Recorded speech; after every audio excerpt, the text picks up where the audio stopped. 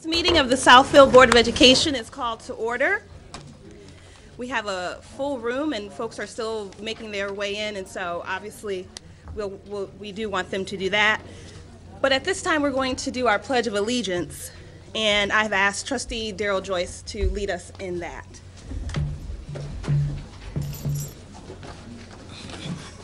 To the flag of the United States of America and to the republic for which it stands, one nation, under God, indivisible, with liberty and justice for all.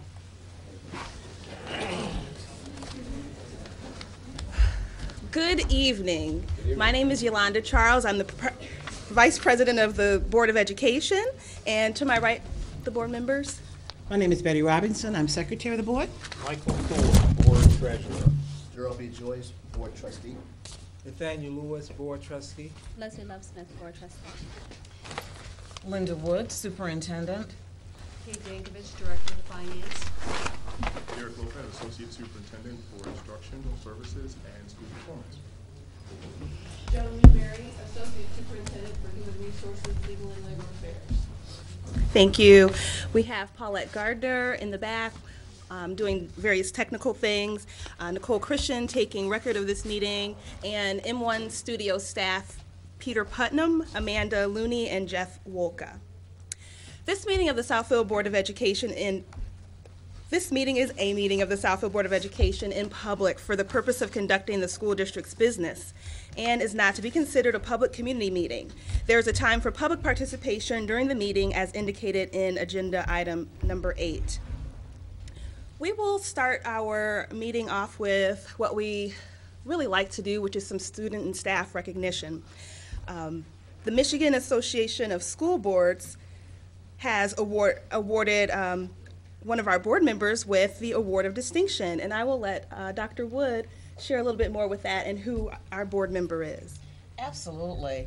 The Award of Distinction and the Certified Board Member Program offers school board leaders a way to develop new skills, stay up to date on educational issues, earn recognition for professional development. And I'm so pleased, as I always am, to acknowledge and to recognize our tremendous board, and particularly board members who have received these levels of certification and distinction. Congratulations this evening goes to Trustee Nathaniel Lewis.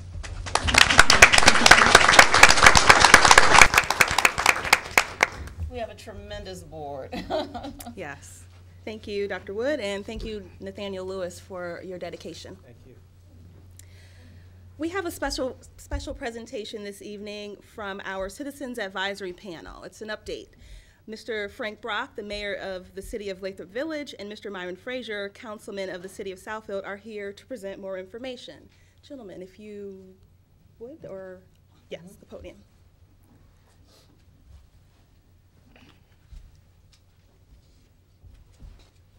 Good evening. Myra and I are both appreciative of the fact that Dr. Wood let us out of detention long enough to come out here and give his report, so we appreciate it. It was something I was very accustomed to. I used to visit my kids there all the time, so, you know. The Citizens Advisory Committee on School Quality and Cost Control, this is a group that I think we've had about 3 versions of this so far. Is that right? Yeah. Yeah. So I don't know, Myra and I think that 3 times might be the charm, but at any rate, we hope so. These are recommendations that this committee, we met 4 times, and all the members put in a lot of hours. Many of the members of this group are in the audience this evening. Could those that served on the committee just stand, please, so you can be recognized? Thank you. Thank you.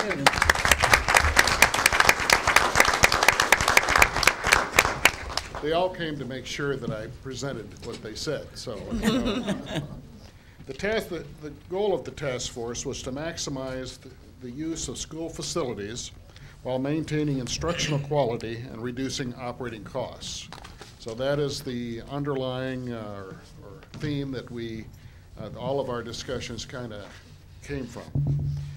Citizens Advisory Council, we first took, committee, excuse me, first took up the question of finance. And the first set of recommendations I'll reference have to do with that.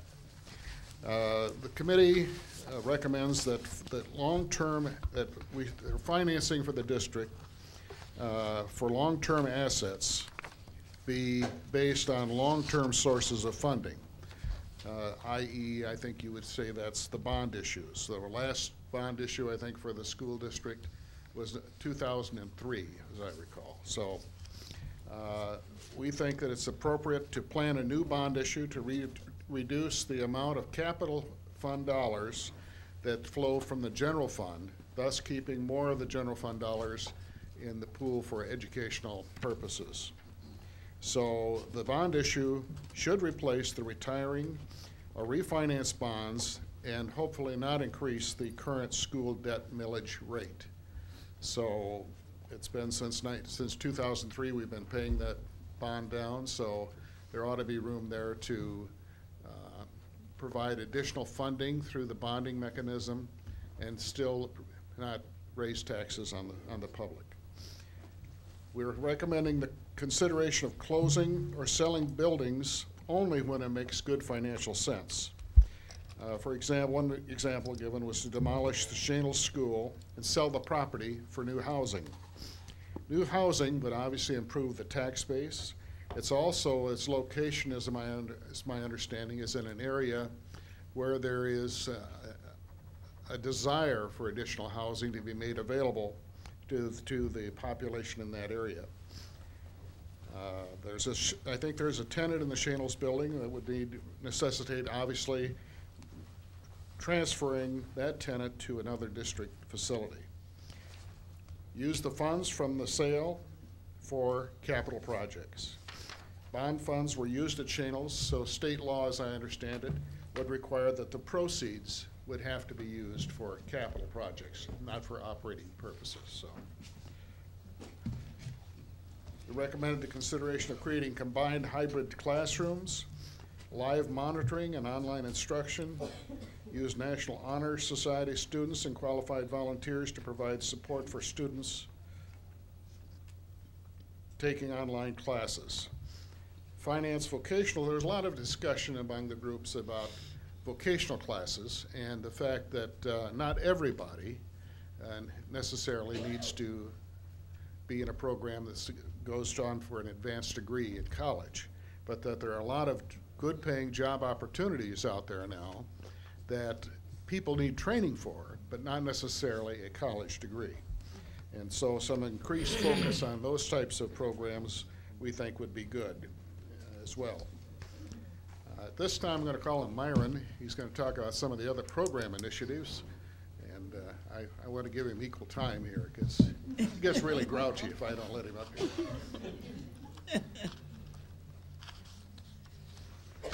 Thank you, Frank. The program initiatives that we talked about, and there was a great deal of discussion, and Frank kind of led into this about classrooms that deal with skills that aren't necessarily those kind of skills that lead to a college degree, but are those kind of skills that are in dire need, and you sometimes hear them advertised on the radio or on television of, if you want to become a welder or if you want to become a mechanic, you know, we have a school for you. And there's always a need for those type of skilled trades. So we talked a great deal about that to make sure that everyone doesn't feel that they need to go to college, because that's a downer for some students. If they think that the only out is to go to college. And I can't get away from the microphone without telling a story. There was a doctor that had, his sink was all plugged up, so he called a plumber. And a plumber came to his house and was there for about 15 minutes and gave him the bill, and the bill was over $100. And the doctor said, for crying out loud, you know, this bill is way more than I charge my patients. And the plumber says, "I know, I used to be a doctor." But what we talked about was investigate the creation of new programs was with the intent to grow enrollment. That was one of our charges, is to repopulate the schools and use the surplus or existing space. We, as a committee, received a lot of data that showed that most schools have extra space. And if we create new programs with the intent of bringing new students in and filling up some of that space, moving students from one school to another to use the space. And I already talked about adding the skilled trade program, welding, electrical, plumbing, HVAC. Not every student needs to go to college. And we talked about an apprentice program. Have the students work with businesses in the community as apprentices. So partner with businesses in the community and have an apprenticeship program to fully develop the students that are in those skills trade programs, so that when they graduate, they will be able to step right into a job and move on. We also talked about partnering with Oakland Community College, Henry Ford Community College, Schoolcraft College, Specs Howard, Lawrence Tech, Providence Hospital, Beaumont Hospital, businesses that I mentioned particularly for the skilled trades, healthcare, and engineering. Use the MAP tool to the fullest extent. And the MAP tool is a new tool that the administration can use to measure the productivity of the teachers and the students. And I understand that it's quite a long deal to get it all set up, but once it gets set up, it's very valuable in evaluating how well the program is working. Also, beef up math and the science curriculum. Every day we hear people talking about United States falling behind in math and science, and other countries around the world, developed countries around the world, their students are in competition. They're making us look like we aren't as sharp as we used to be. We used to lead the world. Now we're playing catch up. And so use the correct science curriculum and math curriculum to make it stiffer. And that's the University High is a enlarged University High, so that we have some very focused education programs. Also the magnet programs. Evaluate the magnet programs to see if they are meeting the original goals and purposes, to determine if they are worth keeping, and if they're not, retire those programs. But we're talking about programs that are foreign language programs and specialized type of programs that students would want to come to Southfield High to participate in. We also talked about marketing these programs around the community, so that other schools, other parents that have taken their kids out of Southfield schools to other schools know that the Southfield school turns out some of the best students in the United States. No, I'm not going to tell you about my grandchildren. You've probably already heard about my grandchildren that went through Southfield school from kindergarten to 12th grade, and talk to me later. Sorry, that I'll have to tell all about mine. Yeah. So I'm going to turn the microphone back over to Frank and let him talk about the next phase of our study.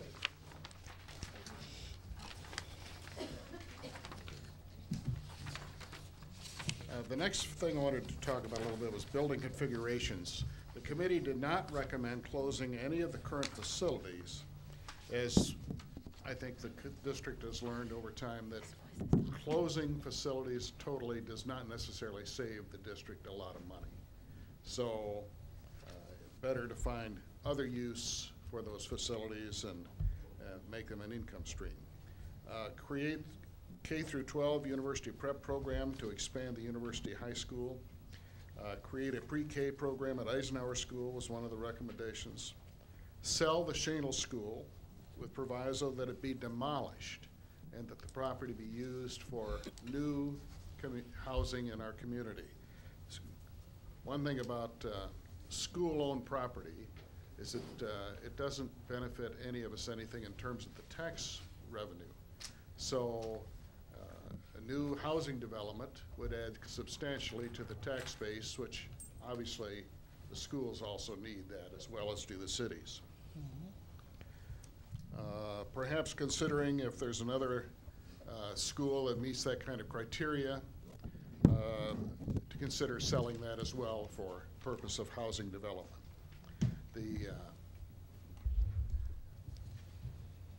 You look at some of these schools, Southfield Lathrop, for example, has a huge parcel of land, but it's on 12 Mile Road, and it's not particularly ideal for housing probably. So the schools that tend to be surrounded by neighborhoods more that are not in use at the present time would be the best candidates, obviously, for repurposing in terms of selling for housing. Repurpose Leonard School and partner with the city or other entities for programming, perhaps for senior citizens. You and I can use that, can't we? Yeah. Okay. Eventually, yeah, when we get old. Level out the enrollments at Levy and Brace Letterly by moving grades 6 through 8 from Brace Letterly to Levy. Make Brace Letterly a K through 5 school. Locate K-12 or K through 14 university prep program, which includes the university high school, to Southfield Lathrop High School. Consolidate Southfield and Southfield Lathrop High Schools at the Southfield High facility. That's talking about in the future if we reach the point where you really can't justify having 2 separate high schools anymore. That would be when that kind of consideration might come into effect. It's probably not something that would be recommended for the immediate future. I think that finishes our major points. There's a lot of recommendations in here that would require, and I think, a lot more study by the board and by those on the faculty of the schools to see what might make the most sense in terms of moving some programs forward. So again, we thank you for allowing us to come and present these recommendations. And if there's any questions, Myron will answer them. I do wish to publicly thank Mayor Brock and Councilman Frazier for your presentation, but the entire committee, which was I was not a part. I was in my office and around, but this was the work of the citizens of Southfield, and I'm very grateful for your insight, for your ideas that will be used by this district to take to the board for consideration. There were just ideas. None of them have to be implemented, but some of them may be implemented.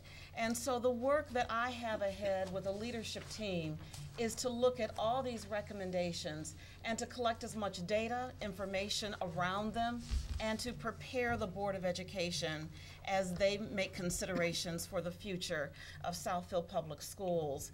One of the things that I do know is that we want to create excitement in our district, and we want to do that with the wisdom of our community and the wisdom of our board. We want to make sure that we maintain fiscal stability for the future. We want to make sure that we ignite ingenuity and we support that. And that may be thinking out of the box some. We want to embrace collaboration. And one of the things that was said very clearly through many of our conversations over the last several months with the board and many of the stakeholder groups that I have met with, our community and our school district have to be in great collaboration for the success of our society, our community here in Southfield.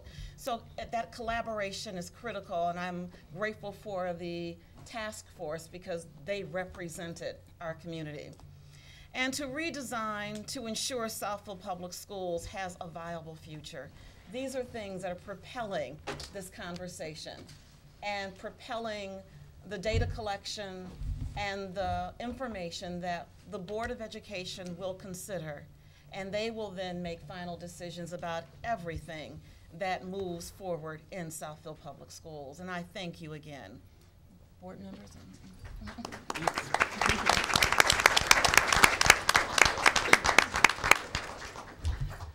We look forward to the assessment that you bring back to us, and we'll digest it. And I'm thinking traditionally Southfield Public Schools has been all about collaboration and including our community and partners in decision making. So I hope that that remains the case, and so far we are doing that.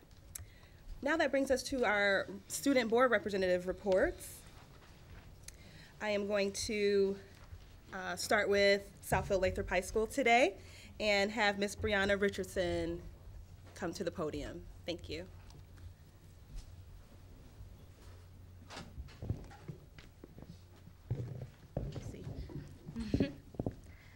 Good evening, ladies and gentlemen. My name is Brianna Richardson, and I'm here to speak on behalf of the Southfield Lathrop Chargers.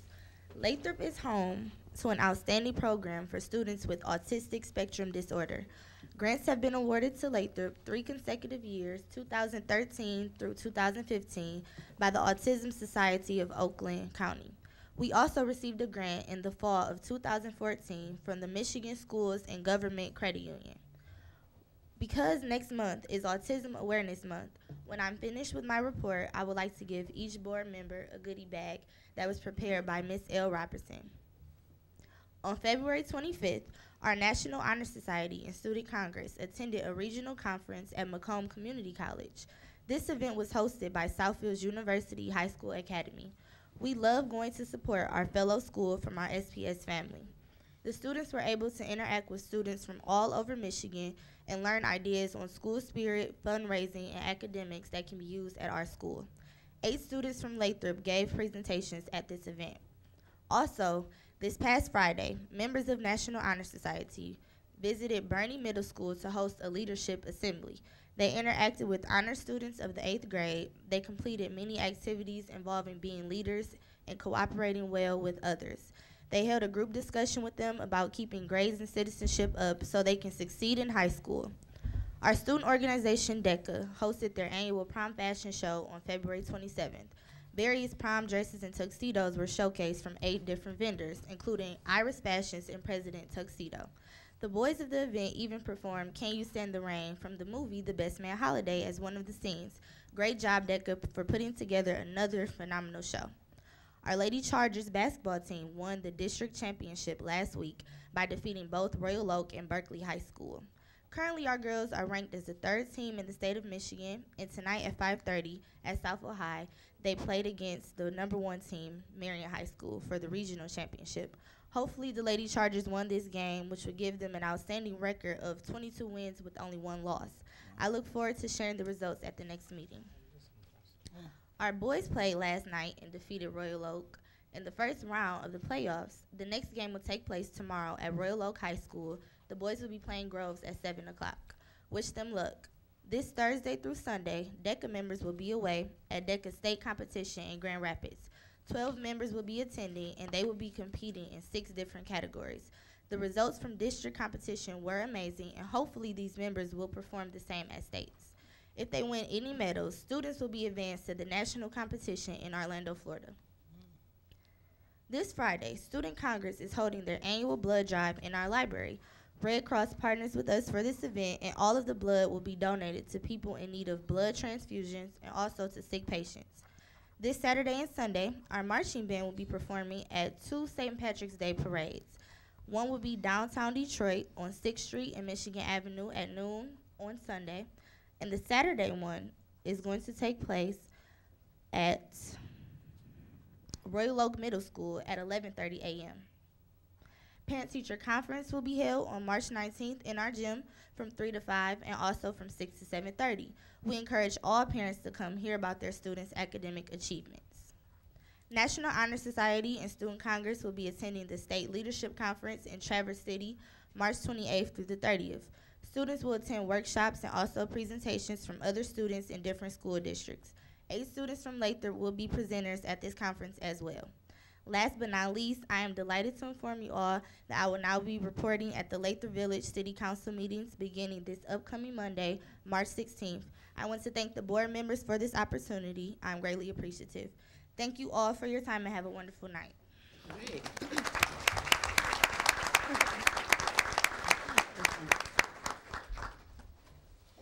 That's very exciting. Thank you.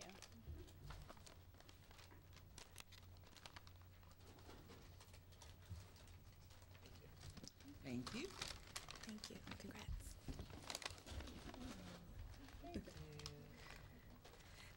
The next person I'll call up to present will be from Southfield Regional Academic Campus, Ms. Shayna Hodge.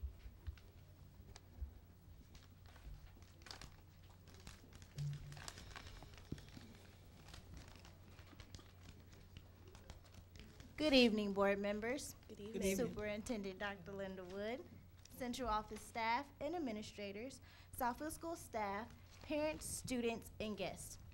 My name is Shayna Hodge, and I am your student board member from Southfield Regional Academic Campus. SRAC received an honorable mention award last month for the 2015 National Alternative Education Video Contest. Mrs. Fuller and Ms. McNeese combined their 5th hour classes to collaborate on the project. The students wrote, created a storyboard, designed a logo and costumes, directed, acted, rapped, and danced. 2 students, Elijah Kraft and William Winfrey, individually wrote, rehearsed, and rapped to the NAEA conference theme, All Aboard. The message to the film is working hard and staying focused on our goals will get you on the right track to success. The students will receive a total cash prize of $100. On February 27th, Mr. Boger, Ms. Starks, Mr. Solomon, Mrs. Gales, and Mrs. Hinsman were invited to present to Council at Academic Leadership at Warren Woods Public Schools. The topic of discussion were curriculum, instructions, assessment, relationship, and graduation. Congratulations to Mr. Solomon for receiving the STEM certification training by STEM.org, as well as Mr. Giles, Ms. Albert, Ms. Heather Brown, Ms. Leek, and Mr. Neal, who made this a reality. Southfield Regional Academic Campus is grateful to be a part of the Wayne State University C2 pipeline. The after-school program has changed lives in a major way.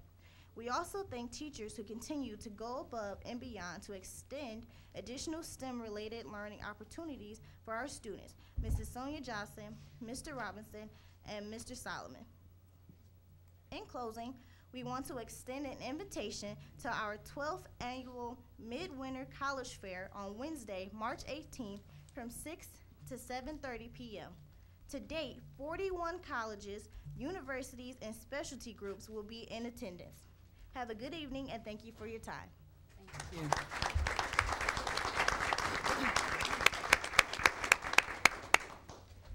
Let's then have Ms. Kyra Bradford from Southfield High School.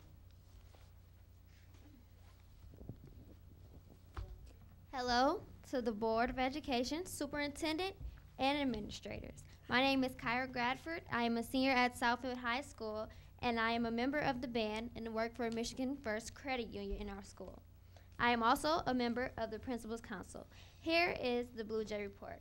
The Blue Jays hosted the first robotics district competition February 26 to 28. The Techno Jays finished in 6th place.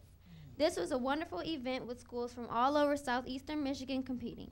The Techno Jays take their talents on the road at the regional robotics competition held this week in Traverse City. Southfield enjoyed a great 2 days of ACT testing. Juniors filled the field house last Tuesday and Wednesday to take the ACT. 98% of the juniors took the ACT on Tuesday, and 99 took the work keys on Wednesday. On Thursday, February 26th, honor students enjoyed a morning of fun at Northland Skating Rink. This was a celebration of the over 200 students who made the honor roll, all 3 card markings first semester. 4th card marking is concluding, and we look forward to keeping over 1/3 of our student population on honor roll. The Lady J basketball team concluded their season last Wednesday with a heartbreaking loss to Farmington Hills Mercy. The Lady Jays had a very successful season, nonetheless, winning its first league championship since 2000. The team finished the season 18-3, with all 3 losses coming to state-ranked teams. Congrats, Coach Glenn's and the Lady Jays. The Southfield wrestling team enjoyed another successful season. The Blue Jays grapplers not only won the OAA White League title, but went on to win a district championship after defeating Farmington Hills Harrison and Orchard Lake St. Mary's on February 12th. The Blue Jays fell in the regional semifinals to Lamphere. The team finished ranked in the top 10 in Oakland County with the final record of 26-5. The Blue Jay Mat men also enjoyed a lot of individual success.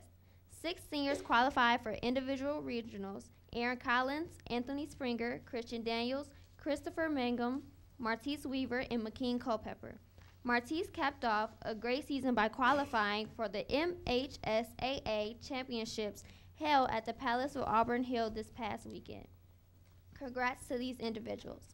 The Blue Jay basketball team concluded the regular season with a season sweep of rivals Southfield Lathrop last Thursday. They are competing in districts this week held at Renaissance High School. They opened tournament play by defeating Farmington High School last night and play Detroit Cody tomorrow. I would like to thank you again for giving me this wonderful opportunity to represent my school to the Board of Education. Let's go Southfield, where the Blue Jays soar. Thank you.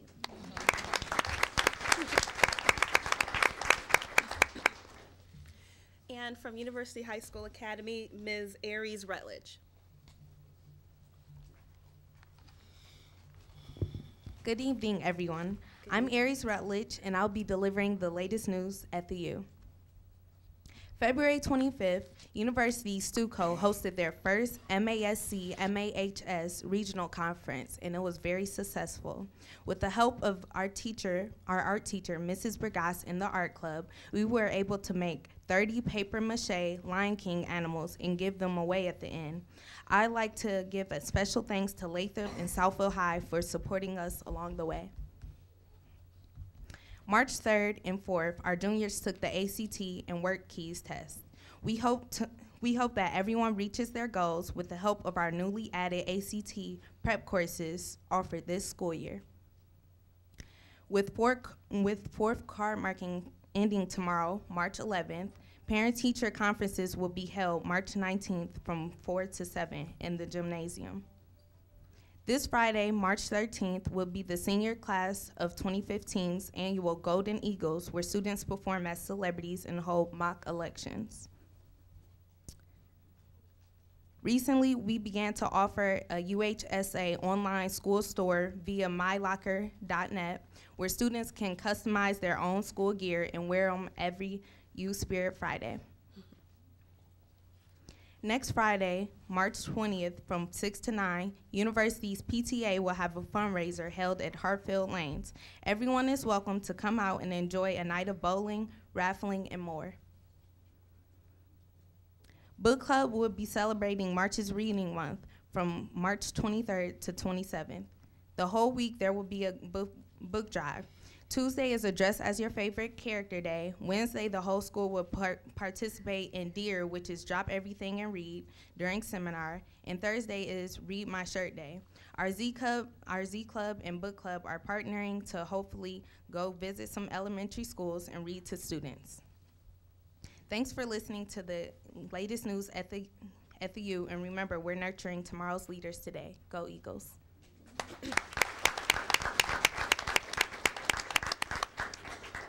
Every month you guys bring it. Thank you so much for how articulate you all are and how rich the information you provide. So keep up the good work. Thank you.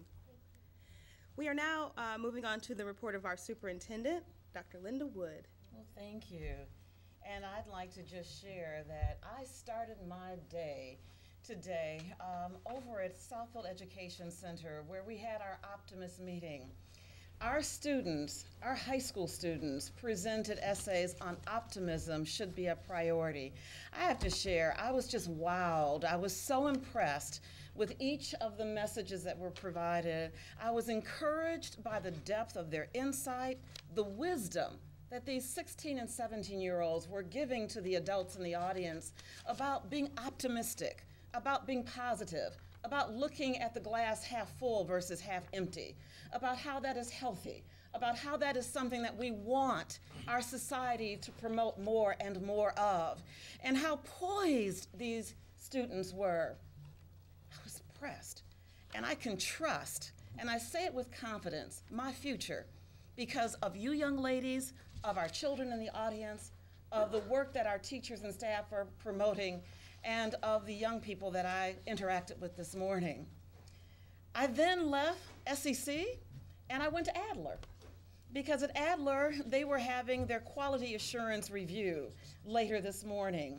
And a QAR, as we often call, documents areas of strength as well as areas in need of growth at each of our buildings. And all of our buildings are engaged in that process and have been engaged in the process over the months of January, February, and will be concluding this month.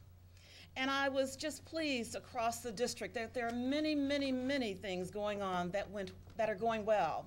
And even at Adler, things are going well. Their MAP data was showing evidence that students were demonstrating academic growth from one grade to the next with our MAP assessment, something that we want to make sure we use more and more of as we progress in the future. But I have to also say, yesterday, I also visited Stevenson. And I spent a good part of the day as a celebrity reader at Stevenson. And I think the highlight of my moment at Stevenson was juice and conversation with our fifth graders. They were so wonderful. And they shared with me at the beginning, Dr. Wood, we know that you have coffee and conversation with adults on Saturday, and they wanted to have juice, and they did. And they proceeded. They pulled out their juice boxes, and they put me on Front Street, and they asked questions of me. And that was what happens at a coffee and conversation. We engage in questions, and I try and provide insight. And so they were asking me tough questions. They were asking me to think deeply, and they were thinking deeply. We were engaging in intellectual inquiry and dialogue, and that's what I want to see happening for our children. It was fantastic, and it's fantastic that all of these things are happening in Southfield Public Schools. I share as I move throughout the community, inside and outside the community, that this is a fantastic school district, and I'm very proud of the students, I'm very proud of the teachers that are engaging and moving our children in that level of thinking, inquiry, demonstration of knowledge, and how we're going to move even further in that direction. And so one of the things that I wanted to say is that we're going to continue. Can we get a little better? Absolutely. But we're going to continue to build that bridge to an even better Southfield Public Schools.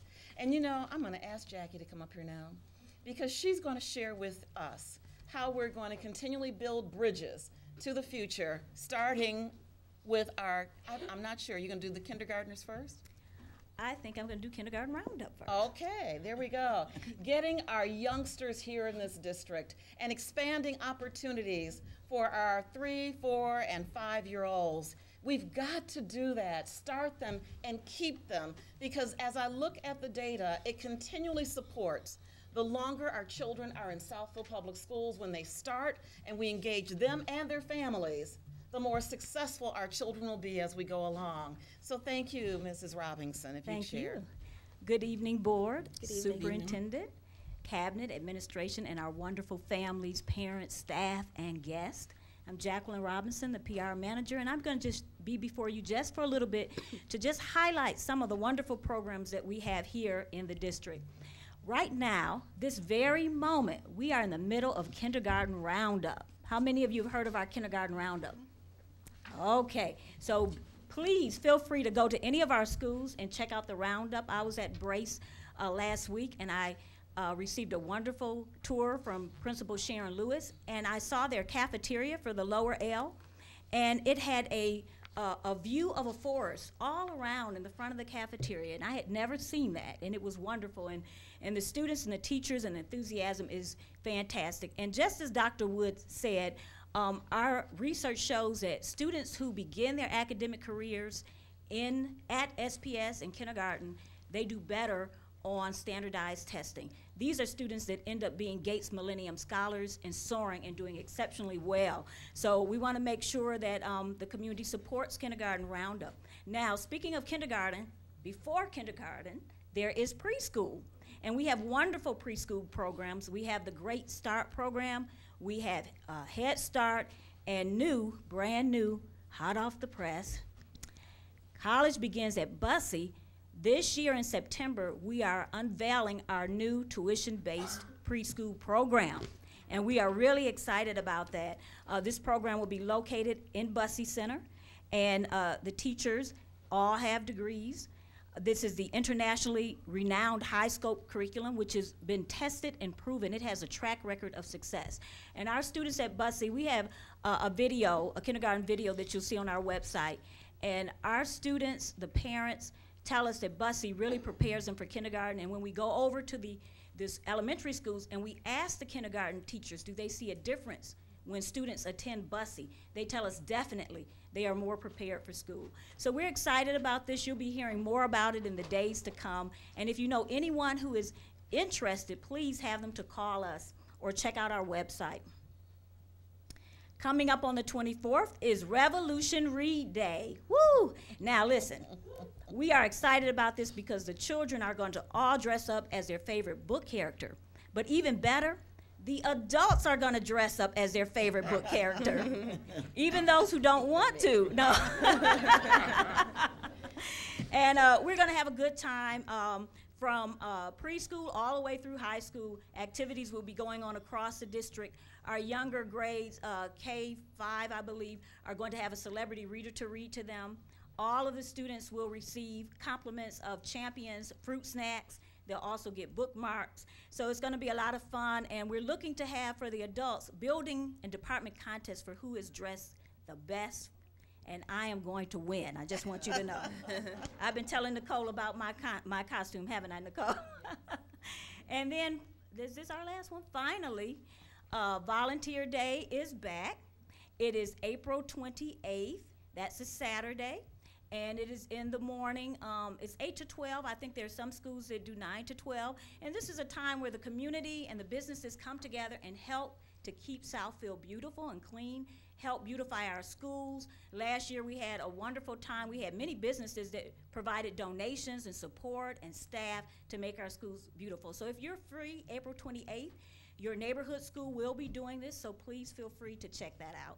And that concludes my report. Thank you.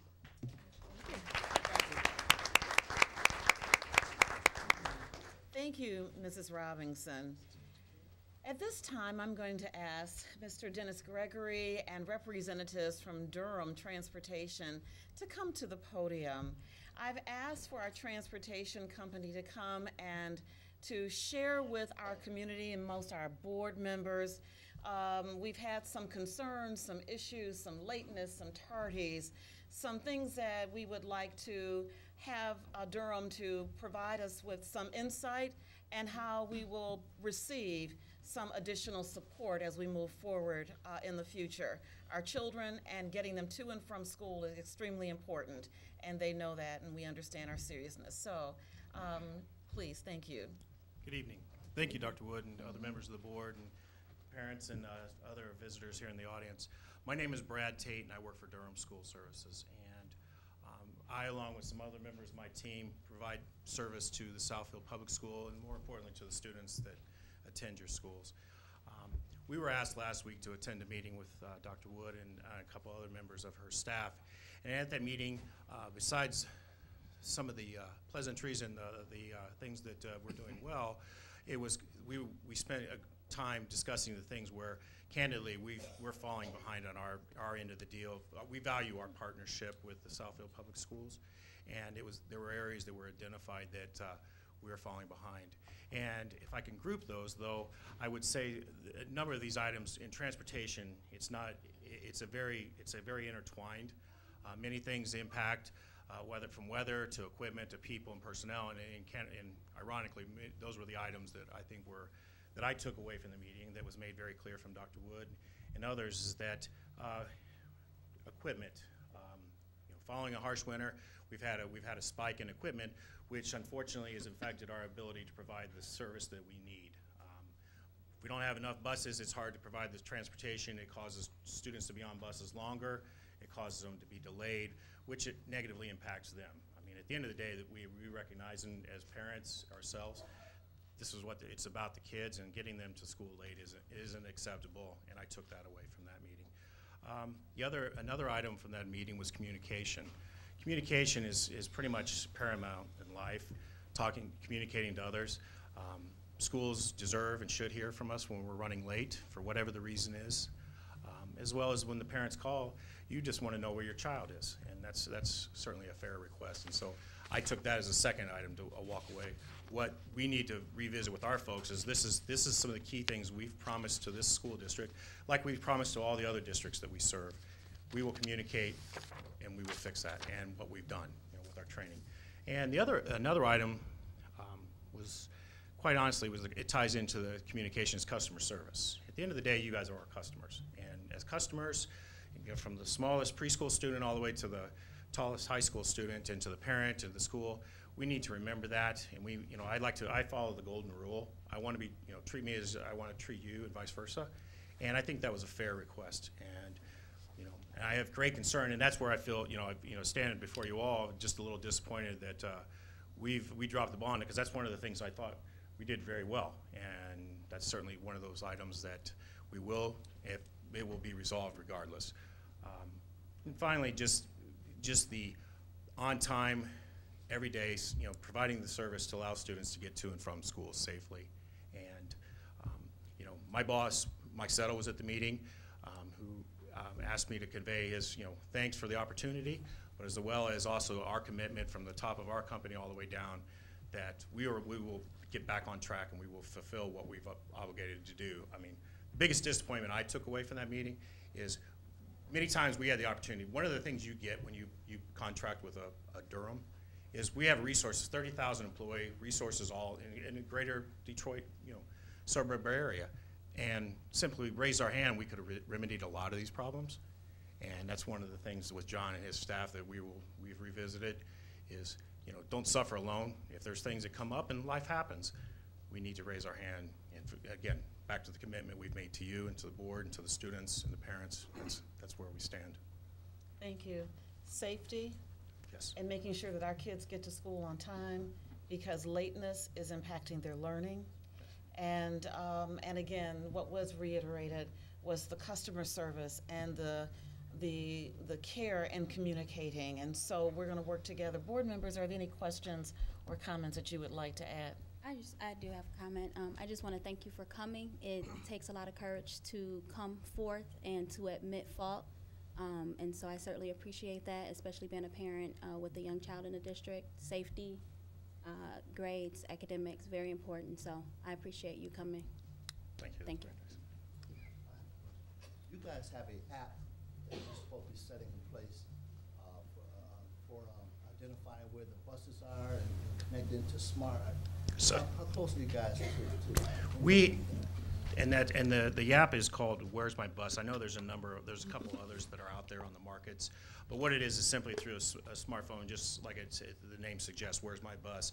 It would allow parents to go in and there's certainly got to be safety parameters. I mean, you won't be able to just willy-nilly find where any student is. Your student, where is he or she? To answer your question, where we are, we've got that in a pilot program currently right in the Michigan area. We have it in Northville, and to the last count, there were some initial bumps because there's some portal challenges in getting communication as well as getting the district information to sync up with this.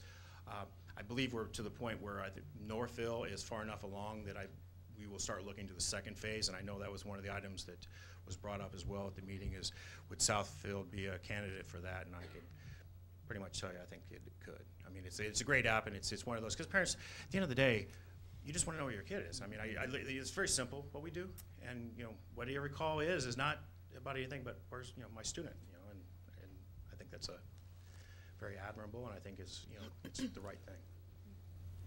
I just have a question. Have you instituted a training program for courtesy with your people who answer the phone and communicate with our parents? Is something? Have you done that? Yeah, there's different programs. One of them that we've gone through as a staff is called Phone Doctor. It sounds goofy, but it speaks just to that. When folks come, how you portray yourself over the phone. I mean, you can make a lot of communication, a lot of inferences, and I've never seen you. That is one, and I know next on the 18th, we are going to revisit our customer service training with our folks and just, again, get back to the basics. It's not hard. People are calling. I know you're having a busy day. We just got to remind ourselves they're upset because they want to know where their child is, and they don't want to hear all the other problems of the day or what you're, and I think that's what I heard from this meeting is some of that's coming through that phone. Even if I don't mean to do that, you're hearing that I'm having a bad day or I don't like John or whatever it is, and that's not what we're here to do. Okay, thank you. Okay. Oh. A little later, you most definitely. Thank you for your interest, though. Thank you so much, Brad, and we will most definitely be in touch with you shortly, and I thank the whole team. Thank you, Dr. Wood. Thank you. Thank you. Board, that concludes my report, and I'm going to turn it now over to Ms. Yankovic. Yes, thank you, Dr. Wood. This evening, Mr. Ryan Velez and Mr. Prescott will give the board a presentation, an overview on E-rate, which is the telecommunications discount. I'm not going to steal their thunder, but one of the action items today does pertain to a bid award that's connected to that. So with that. Good evening, Ryan Velze, Director of Technology. And here I'm going to connect two items that we'll be talking about for the next couple of minutes. That is E-rate, and then also with the E-rate program is a firewall upgrade that is tied to that. So we're going to quickly go through what the E-rate program is and give you a little history so you know what we're talking about. So the E-rate program has been around a number of years. It was created by the federal government in 1996, implemented in 1997, and it provides resources to the school district to fund telecommunications. So within E-rate, there's two kind of categories of services. There's Category 1 and Category 2, or Priority 1 and Priority 2, because E-rate is in a flux of change. It recently went through a reauthorization where the federal government said that instead of paying for these legacy telephone services like POTS lines, those are the lines that we used to have in our houses. Everybody had a telephone line in their house. Instead of paying for those services for schools which aren't benefiting the children and the educational in the classroom, we're going to move the program towards paying for broadband internet access, so high-speed access into the classrooms. So as I talk about those two categories, the first category is really the telecommunication services. The second category is the access and high-speed capabilities within the school district. So with those two categories in mind, I want to walk through a quick document that kind of sums it up for you in terms of this is what Southfield currently gains from the E-rate program. So this goes through the services that we get from E-rate programming. So we have our website, our district website. That's considered an internet access. We've got Verizon, which is the district cell phones, Windstream, which is the district telecommunication services, so all the classroom phones go through circuits provided by Windstream, and long distance services. And so those services are listed in the service provider category on the screen. And when I said that E-rate is in a state of flux, they're going through and they're putting more money, committing more money towards the high-speed access in the classrooms. They're taking away the funding for these kind of priority one services. So they're reducing the amount that Southfield will receive by 20% every year. So as you can see under the, where it says estimated E-rate reimbursement amount, that is a declining amount every year. So, you know, some might say that, well, that's a bad thing, but we're becoming less and less dependent on those services. And when we reauthorized it, or the federal government reauthorized it into Category 2. And so what they did with Category 2 is they said, we're going to give every student in Southfield, based upon student count, $150.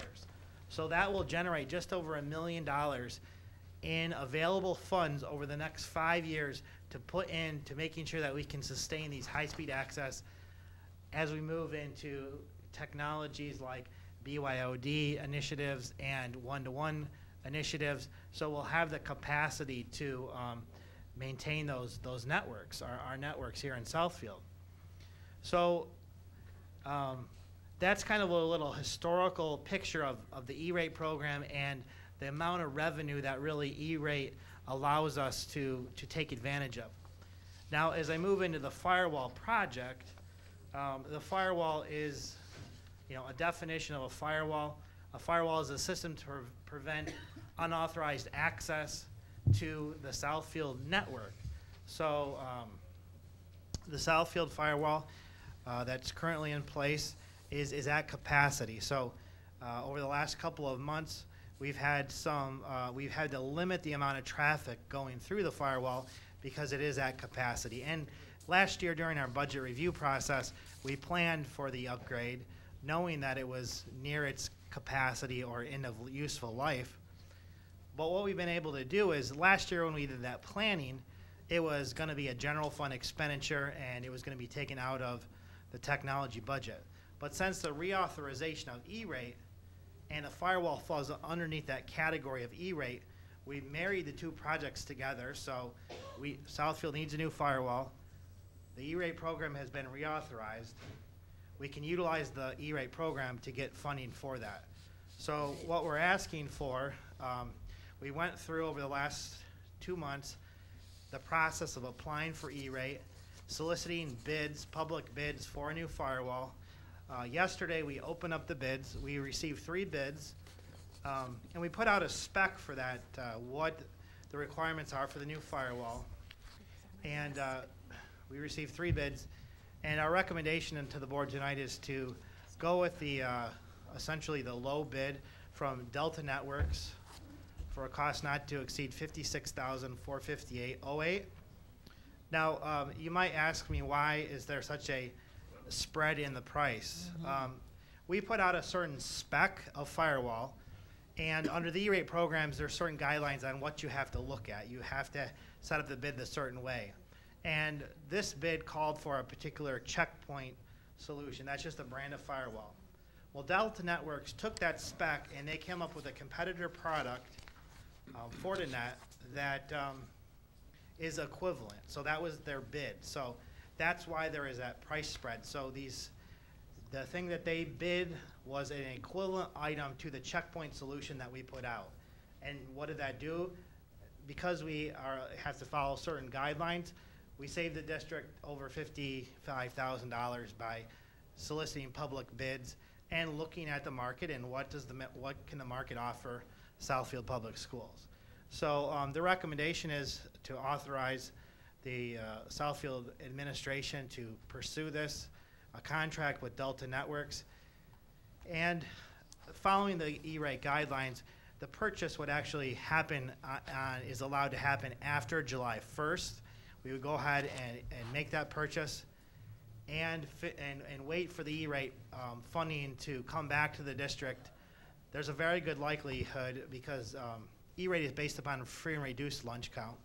So Southfield is at the 80% level. So most projects at the 80% level get funded, and we're especially believe it'll be funded because the reauthorization is pumping so much more money this year into those Category 2 for services like firewall, because a lot of districts, just like Southfield, need to maintain the capacity to handle all the online learning that's going on.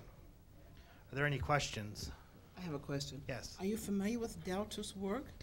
Yes. And are you sure that they are capable of handling top-notch service in this district? Certainly. Delta Networks is a local partner. They are located in West Bloomfield. They have a team of 20-plus individuals. I have worked on them. As my role, I maintain relationships with a couple other districts in the area. So I have personally done a lot of business, whole district upgrades. Last year in Southfield, we did a network upgrade. We went with Cisco. Over in a neighboring district, we went to with Delta Networks. They sell extreme gear. They actually have they pride themselves on their customer service, on their documentation. So I was actually very excited to see that Delta provided a bid that we could take advantage of, because I know the president of the company personally. We have a relationship because we're in the IT world. They're a valid partner in the world. So I have no question. There are people, in doing the reference checks over the last 24 hours, they've provided us with the certifications on the piece of equipment. So they have 3 staff on site very close to here, up on Telegraph, that are certified in the product that we'll be purchasing. Okay. Thank you. Any more questions, board? Thank you. Thank you. One comment on the action items. Report number 53 was established as the bids were coming out, so you could see that the recommendation was for a firewall hardware not to exceed $100,000. That amount would actually be for the $56,458.08 that you see on here. Okay. Right. Okay. Thank you. Thank you, Ms. Stankovich. Mr. Lopez. Good evening, board members. I have 3 sections to my report this evening, two of which will be delivered by members of the staff here in the district. The first will be Ms. Janice Hill, who is the director of the Bussey Education Center. She's going to speak about the upcoming Head Start application that is due this month through the United States government. So, Ms. Hill. Good evening, Superintendent, board members, cabinet, and community and staff at Southfield Public Schools. We are going to propose to reduce our enrollment by probably 53, and let me make sure I have my numbers correct, by 30, actually 32. And going from serving 190 children to 158. And the reason why we're doing that is because Michigan is a state that requires families that are receiving TANF benefits, temporary assistance for needy families, to attend school and work. And we have a lot of 3-year-old families, families that have children that are 3 years old, that do not qualify for full day, because our Head Start and our Great Start funding provide full day services, and it says that Great Start says you must be 4 years old. So as a result of that, we looked at our focus groups from our families, as well as our goals, long-term goals that we wrote for our 2013 and 14 grant. And we said that we wanted to ensure that we provide comprehensive services that will meet the needs of our community. Our families need full-day services. And so this is why we would like to bring this, of course, to the board and policy council, and then present it to our Head Start, because it's a need. And I just want to share some data with you that I was able to pull. We have actually 14 children on our waiting list that are 3 years old, and all of them are receiving TANF benefits. We have 6 teenage parents that are in our programs that have children that are 3 years old. And we have 11 grandparents that are raising their grandchildren. And so it's a big need, because it's easy for them to be able to bring their children to school. The children receive a full day of services, and then they're able to go to school. They're either able to go to work, and they don't have to try to scramble and find someone to pick up their child. And some of our families cannot afford before and after care. And so as a result, we're looking at trying to provide full day funding for our 3-year-old children. that would reduce our enrollment by 17%. And the Office of Head Start does not have a problem as long as you're not at that 20% threshold. Okay. Are there any questions? Well, your reduction amount, does that include the students that Jackie mentioned earlier, below kindergarten, pre-kindergarten, in your count? She mentioned that. It's the tuition base. This is tuition base. It's separate. Separate, Yes, okay. ma'am. All right, Yes, thanks. Yes, ma'am. And what age group is that, the tuition base? The tuition base will be 3 and 4 year olds. Not 2-year-old. Not 2-year-old. I got a 2-year-old I want to see. Oh. You gotta wait another year. Okay. Ms. Smith? My question is, to accommodate the full day need, has there been consideration of working with the tuition base and the DHS for the CDC grant for some of those families that are already receiving some of the state funding? Maybe they would qualify for the DHS grant as well, or assistance? That has been something that we really haven't necessarily had a conversation about in collaboration with the tuition base, because we're looking at our tuition base to be our families that are on our waiting list that are over income. They're over that 100% poverty level, and some of them are even over 350%, so they would not qualify anyway for Head Start or Great Start. Any additional questions? Thank you. Thank you. Thank you, Ms. Hill. And the second report will be done by Sandra LaPerriere, who is actually the principal at Stevenson Elementary. She's going to be reporting to us, to the board, in her annual report for Stevenson as a focus school. So, Ms. LaPerriere. Good evening, everyone. Good evening. Good evening to the school board, Dr. Wood, cabinet, and our community and staff. It's nice to see some friendly Stevenson faces in the audience. I'm here to present our quarterly school board report from Adlai Stevenson Elementary School because this year Stevenson was designated as a focus school. However, Stevenson has always had historically high test scores, very supportive community neighborhood school. In 2013, our MEP test scores came back excellent. Our Stevenson students met and exceeded our annual measurable objectives in all subjects except science. So we were celebrating. However, a further analysis and a focus school designation in August revealed that there was a too wide of an achievement gap between those very high scale scores at the top and the bottom, especially in mathematics. We had already begun work on improving instructional strategies in math before that focus designation. So I just have a couple little slides to show some of the work that the staff had done. We did quite an extensive line item analysis of the 2012 MEP test and looked at some strengths and some challenges as we looked at the questions on the assessments. And we came up with some patterns of weaknesses: estimation, measurement, geometry, and fractions. So those are some things that we knew that we needed to look at, and we needed to determine why and what we needed to do to address those weaknesses.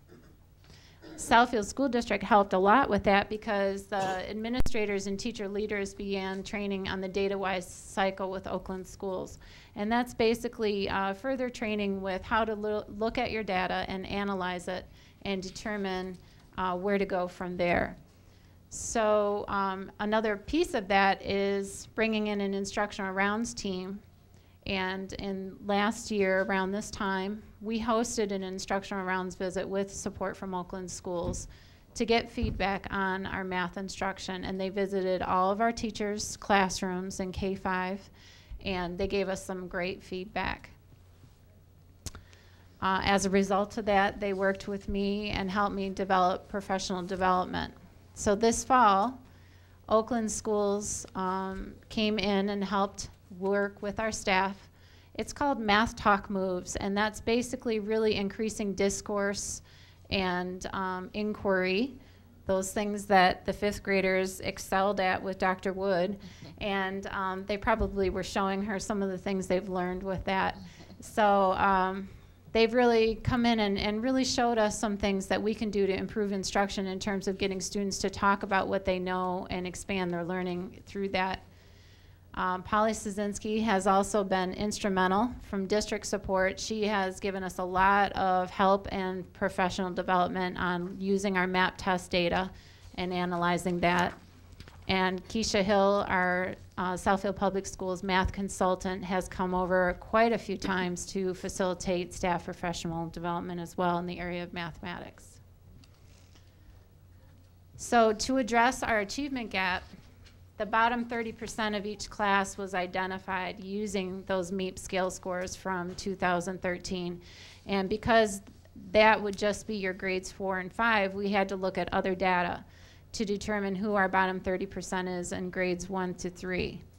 So we looked at our MAP scores and our DRA, which is the developmental reading assessment, to determine reading levels and look at the students that we really wanted to target with small group intervention lessons. So our plan of attack, our teachers meet with small groups 3 times a week, and that is minimal. I think there are several teachers that are doing every day. And they're delivering specific skill intervention lessons in English language arts, reading, and math. They're giving pretest before that specific skill lesson, and then they're taking post-tests, and that data is collected and analyzed for each classroom and student. Our data teams meet as grade level teams.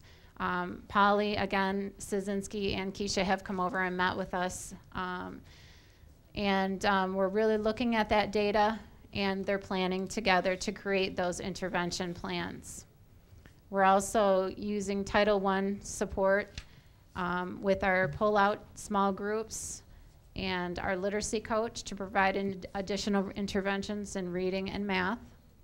And currently we're using Title I support to fund after-school tutoring for those bottom 30% students on Tuesdays and Thursdays. So here is some data that I would like to show the board, which reflects what we know so far and the growth that we're seeing so far as the fruit of our efforts. Grades K2 did winter testing in January, and this is a quick snapshot of mathematics to show the mean of growth. The diamond there shows the projected, where the average projected growth, where you at least want to hit your target. And you can see that in grades 1 and 2, both classes, especially in 2nd grade, went well over that projected growth and showed some excellent growth in mathematics. Now, our 3rd, 4th, and 5th graders just testing right now. So I was able to do a snapshot of one 5th grade class that took their math map test literally yesterday. So we had to really look at their data. So I'm not able to share all of 3rd, 4th, and 5th grade with you yet. However, I wanted to show some significant growth and, again, something to celebrate. So what this table shows are 5 students in the bottom 30% in one 5th grade class. So we have student 1, student 2, student 3, student 4, student 5. Now, student 4 was absent on the day of their testing yesterday, and she will have to make that up. So we will be doing that. So that's why there's not a second bar there. But this is the projected growth. They should have grown at least 8 points. And you can see that most of the students in this group almost doubled that projection and are showing significant growth. Thank you for applauding. Thank you.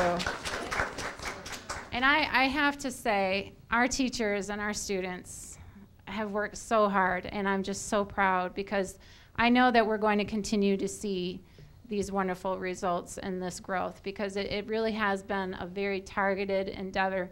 But at the same time, the instructional strategies that we are learning and incorporating are deepening that understanding for all students in all subjects. So we're really seeing a lot of amazing things at Stevenson. And I always thank you for your support.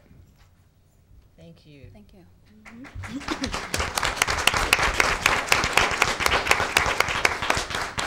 Board members, are there any questions that you have? Okay. Okay. Thank you, Ms. LaPerriere. Thank Mr. you. Lopez? So the last report that I will give this evening is just, testing season is upon us. And as you heard from the ladies from the 4 high schools, that we have just finished the ACT last week. Polly Sisinski, who's our supervisor of testing and assessments, is convening a series of meetings over this next few weeks to discuss the MSTEP, which is the new iteration of the MEEP that will occur in our district this April and May. And so as you see on the screen, grades 5 and 8 at all schools that have those configurations will be testing between April 13th and May 1st. Grades 4 and 7 will be testing between April 27th and May 15th. Grades 3 and 6 will be testing between May 18th and June 5th. And our 11th grade students will be testing early because they also have AP exams to prepare for in May and other exams. And so they will be testing April 20th through May 1st. And so that is the remainder of our testing schedule for this year. And we're just confident and hopeful that our students will show what they know when they sit for those exams. So that is my report this evening. Thank you. Thank you. When we have standardized tests such as the MSTEP, just as an example, this may be a very elementary question, but who pays for that? Does the state of Michigan foot the bill? When I say the state, really us as taxpayers, but do they foot the bill or do they send us a bill? With the state exams, Mhm. they foot the bill. Okay. For our, the other ancillary tests that we have, we foot the bill. Thank you.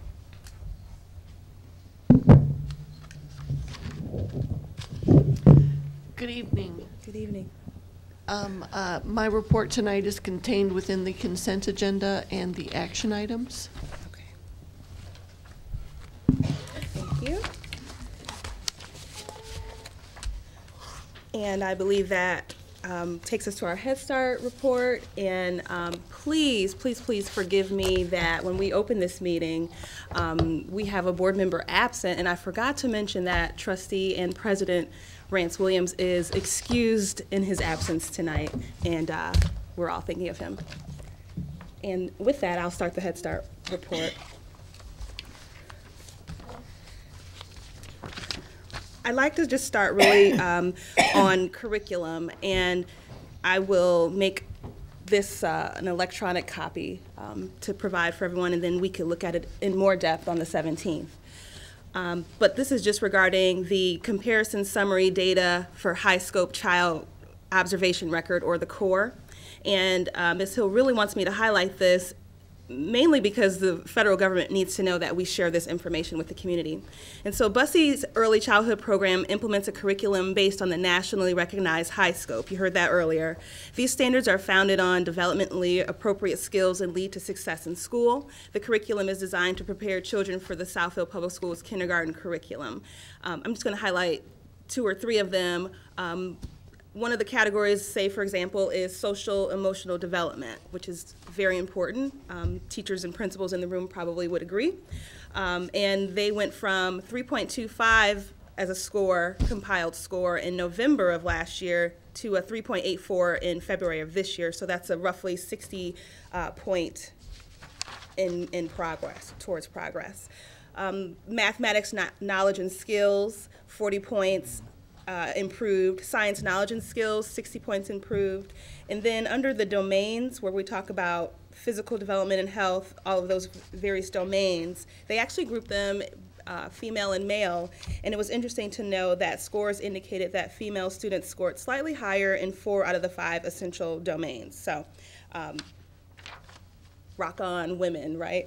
So just wanted to share that. Then Ms. Hill, I almost wanted to just pass her report to her for her to report, but it's okay. She worked hard today. She can go home and have some dinner.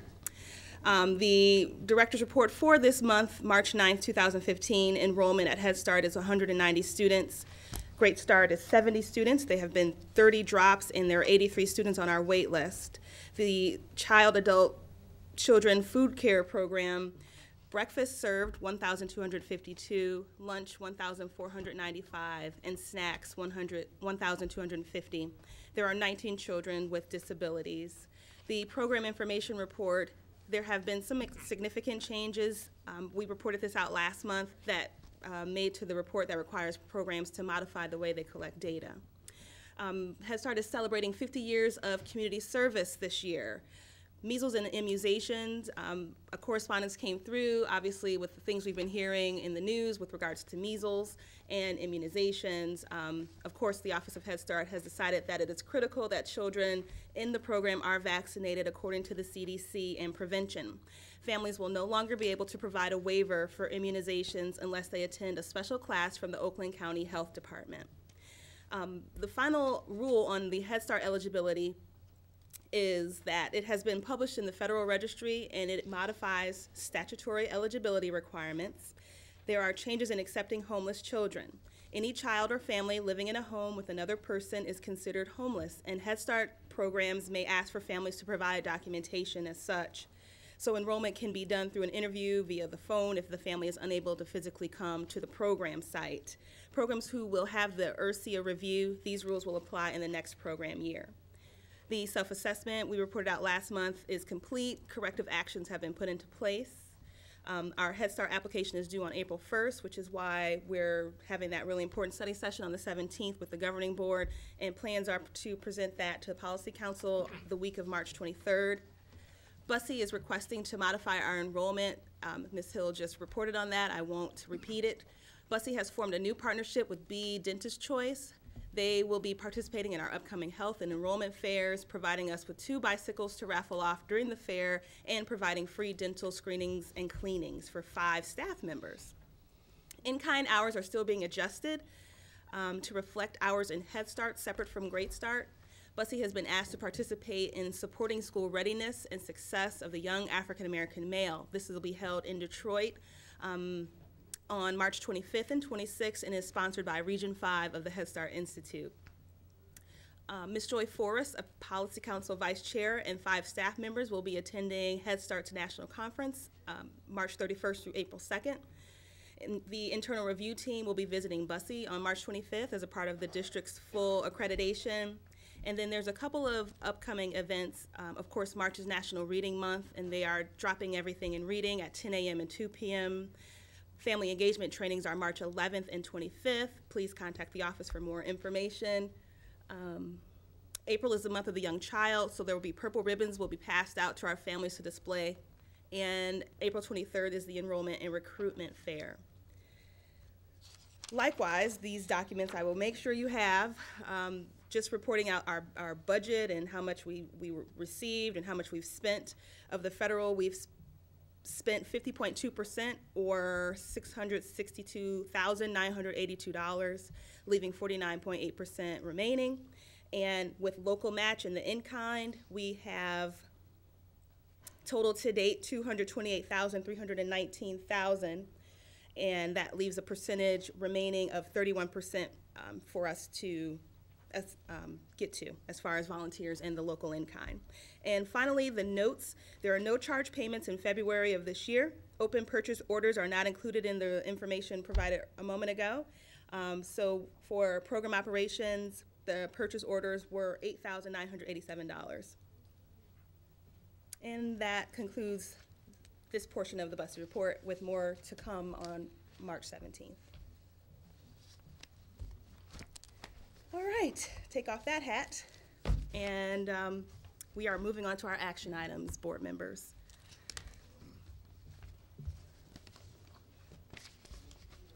All right, if I could have someone to make a motion to open and approve the consent agenda. I move that we offer the consent agenda. Support. Okay, it's been opened and supported. Any discussion or comments, questions? If none, we can, if the secretary would call for the call for the vote. Okay. Trustee Charles? Yes. Trustee Joyce? Yes. Trustee Lewis? Yes. Trustee Poole? Yes. Myself? Trustee Smith? Yes. Unanimous. Thank you. Report number 5350, the approval of the firewall upgrade representing goal number 7. Would someone please open and make a motion to open that? I move that we open report number 5349. 53. 50. 50. 5350. Firewall. Support. All right. We just had a presentation. Were there any follow-up questions? I did just have one Yes. question. And forgive me if this is not a question that makes sense. The upgrade, my question is, when will that have to be upgraded again? Brian.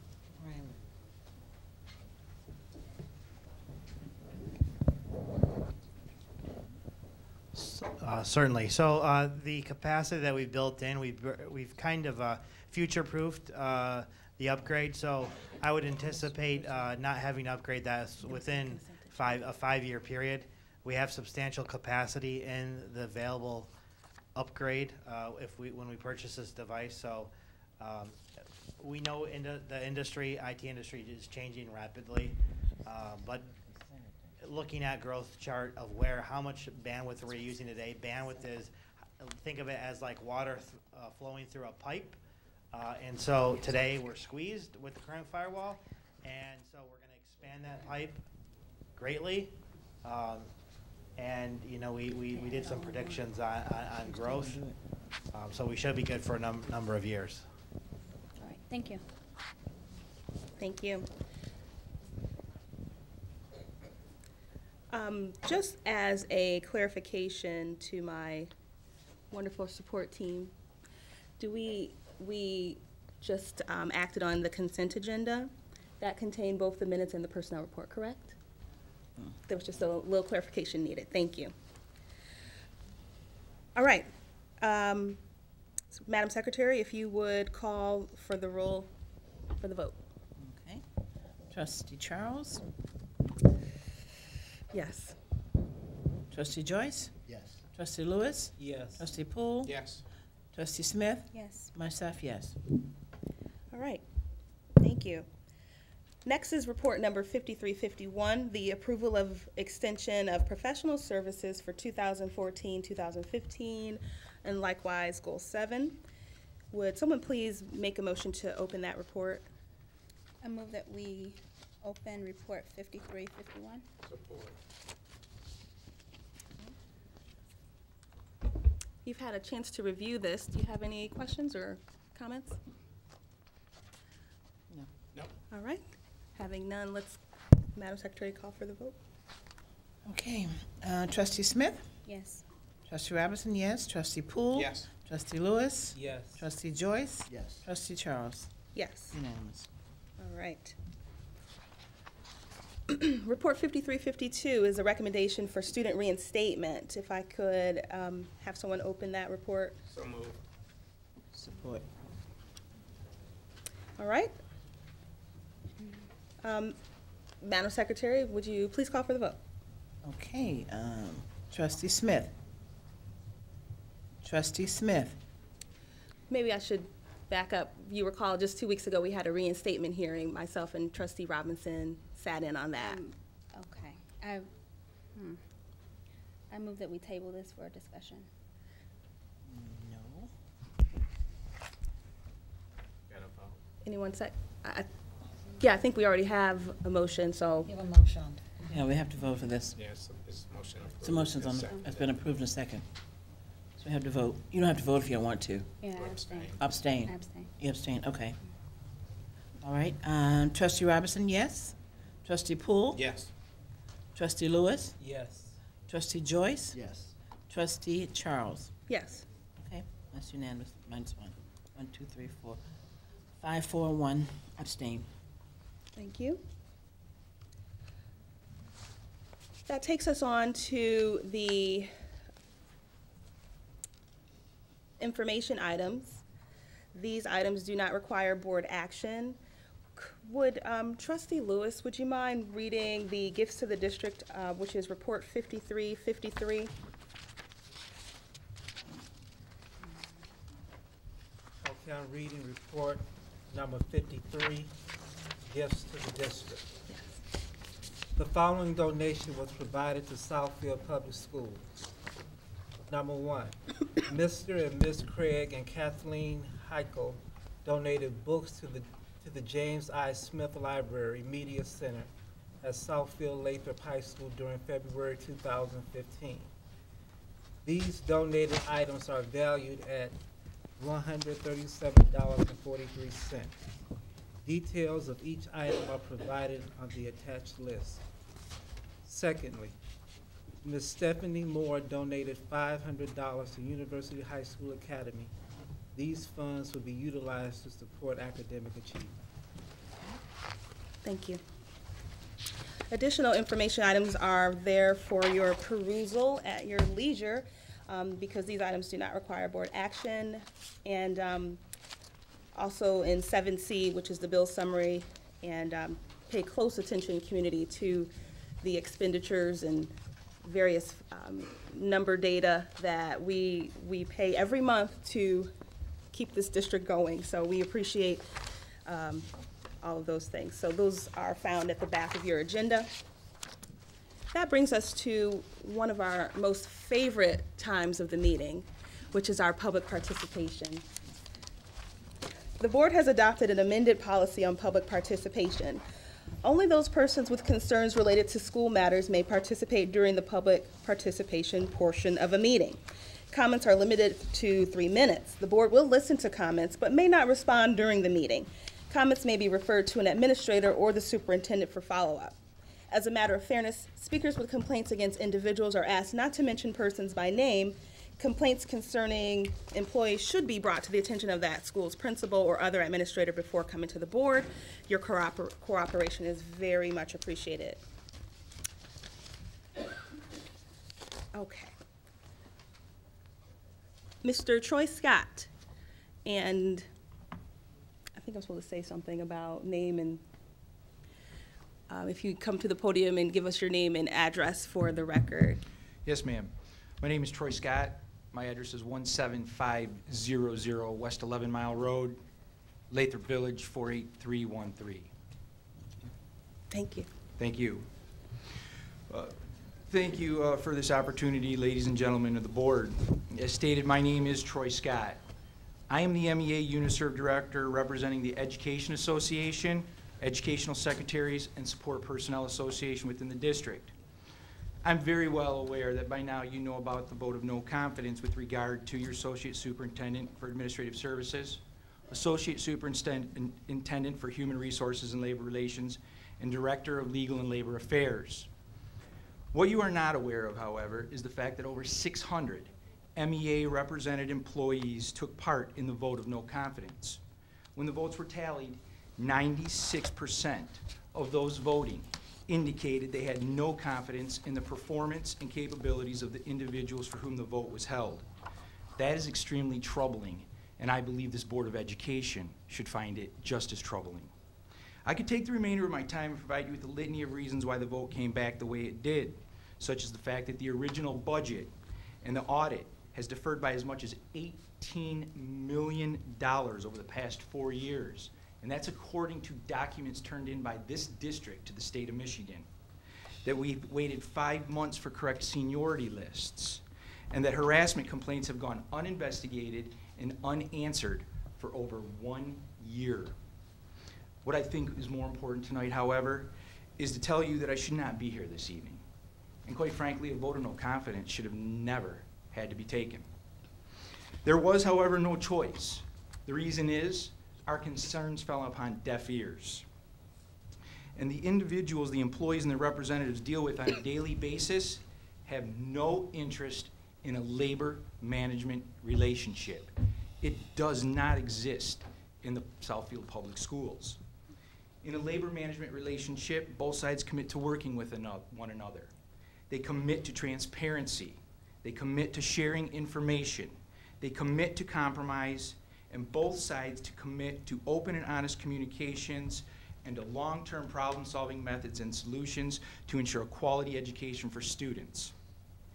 These employees that you see here and in the district that voted provided concessions, took massive layoffs, and were privatized. I've seen numerous statements by this board that they stepped up to the plate when it was necessary. I am openly asking this board this evening, what kind of relationship do you want to have with your employees and their representatives? Do you want a relationship built on commitment, cooperation, trust, and understanding? We do. Thank you. Thank you very much, Mr. Scott. Mr. Michael Graves?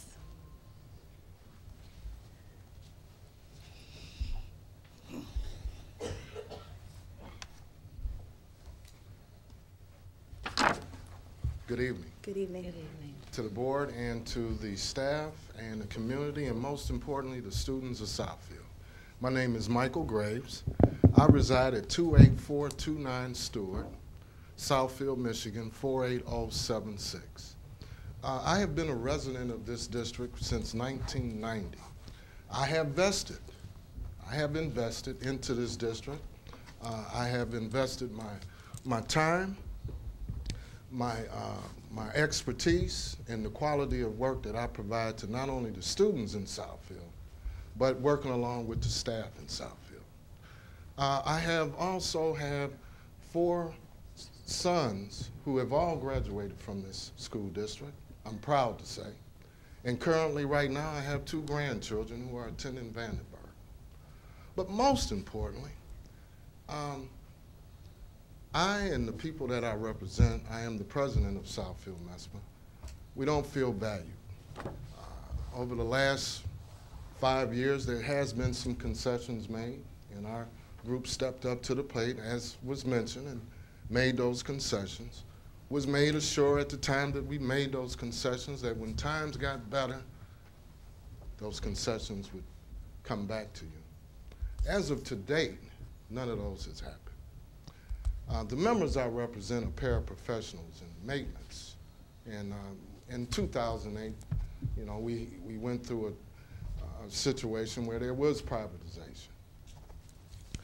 I'm just asking that the district show that they do value the members that I represent. Just in short, there's been contracts given to companies, to other particular groups, but not to MESPA.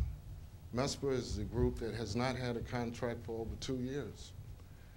And we, at the time, we sat there and looked at the finances, and we were assured that if the finances were better, that we would treat you better. But we know to this day that it has not happened. So all I'm saying to you is, there's a song that I sung to my wife when I first met her. I know it's gonna sound kind of weird, but it was, all I want for Christmas is my girl. And all I want right now is a contract for my members. Thank you for your time. Thank you, Mr. Gray.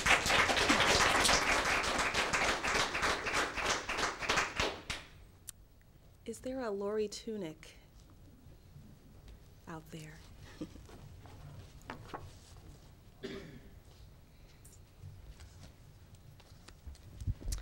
Good evening, Lori Tunick, 28730 Bella Vista Drive. I am the president of the Southfield Education Association and a proud graduate of Southfield Public Schools. Teachers plant the seeds of I can. Teachers are dedicated, patient, and often offer never-ending encouragement. Teachers watch our students soar and then demand even more. In 2010-11, the district came to all of the bargaining units and told us the district was financially vulnerable. To prevent the district from going into deficit, we bargained concessions.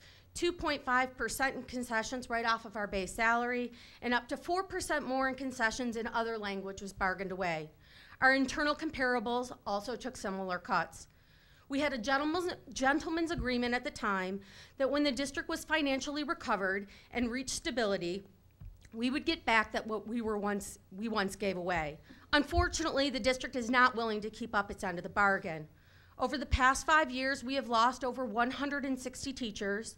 The average high school English teacher now has 30 additional students to serve on a daily basis. We have gone from kindergarten classes of 24 with paraprofessionals to classes of 27 without an additional pair of eyes or hands. We have also gone from 179 work day year to 186 days. What other job are you expected to do more and get paid less? This past October, Plant Moran publicly stated that Southfield Public Schools was financially stable. In fact, they told you that you have one of the highest, if not the highest, fund equity of 21% in Oakland County. Yet, at the bargaining table, all we hear is, we are broke. You tell us you want to make us whole, yet, but when we put an offer on the table to make us whole, you deny us the opportunity. It does not escape us, nor do we find it humorous, that the only people who have settled wages for this year are the highest paid individuals in the district. In fact, cabinet members have not only recovered the 2% cut they took in 9-10, but have exceeded this by an additional 3% in wage increases. It also does not escape us that there are new positions being added to cabinet and staffing at JWE. Why is it that the district has money to build capacity so far away from students, but is not willing to give to those of us on the front lines? This is inequity at its finest. It's March already. Show us you value us. We have tried to play fair. We have carried the financial burden for this district. We are no longer on the same page. In fact, we're in different books, and it's enough already. Today, I publicly submit to you a demand to bargain financials and calendars for the 15-16 school year right away. We are dedicated professionals giving every child every chance, and we ask that we are treated as nothing less than professionals.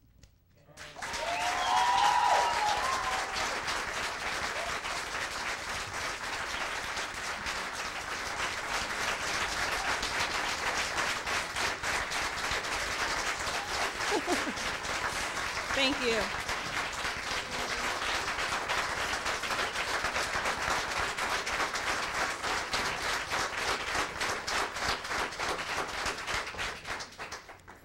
Thank you very much, Mrs. Tunick.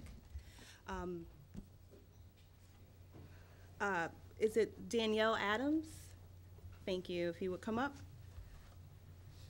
and state your name and address for the record.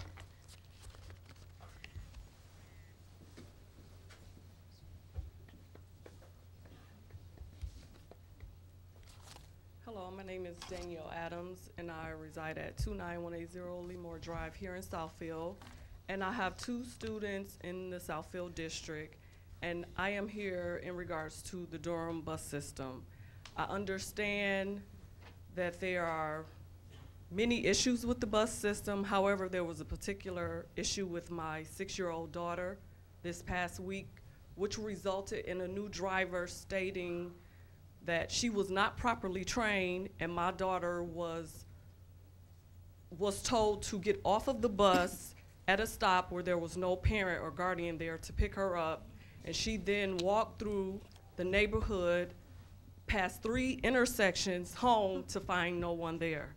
So my 6-year-old daughter was left outside in the cold crying for her mommy because the bus driver decided that she should get off because this was her stop. So I would like for the board, the staff, to really address the problems with this bus system and get it in order, because our students are late to class, the teachers are complaining, and I was encouraged from numerous teachers to come here and speak and as a voice of a parent and to enlighten you of my situation in hopes that action will be taken sooner than later. And this past year has been the worst, and I have 3 students that have went through the system, and by far this year is the worst, and instead of getting better, the services are getting worse. So I just ask that appropriate training goes to the drivers and that you hire compassionate drivers, because what driver will put a 6-year-old off the bus with no one there to pick her up? That as a human being makes no sense. So I ask that this be addressed immediately and some sort of action taken on behalf of the students and the parents and the staff who want to get their day started with students who are ready to learn. So thank you for your time, and I appreciate it.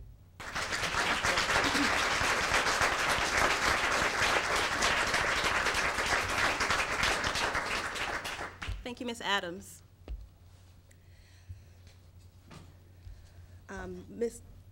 Miss Phillips-Young, Lisa Phillips-Young.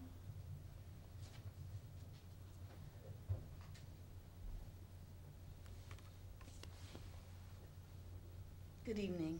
Good evening. Good evening. My name is Lisa Phillips-Young. I am a parent on my address, 21410 Evergreen Road, Southfield, Michigan. I am a parent at Brace Letterly. I am also on the PTSA, our new PTSA. I'm the vice president. I really want to thank the board and Dr. Wood for having Durham come in and speak to us.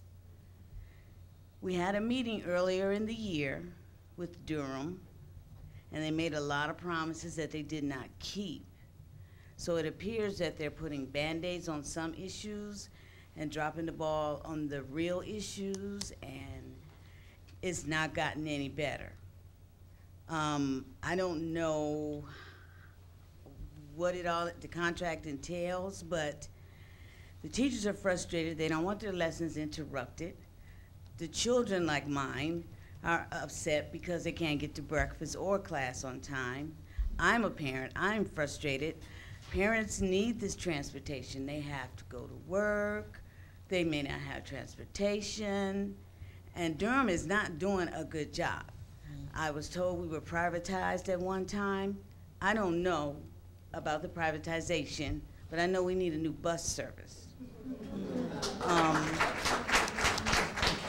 The meeting, we had parents, teachers, and students. They talked about how nasty the buses were. They had roaches on the bus. They talked about the attitudes of the driver. It was many, many, many things discussed, but none of it has seemed to come to light. I look forward to the changes that they made a promise to again. But if not, I think we need a new bus service, and that is all I have to say on behalf of Brace Letterly.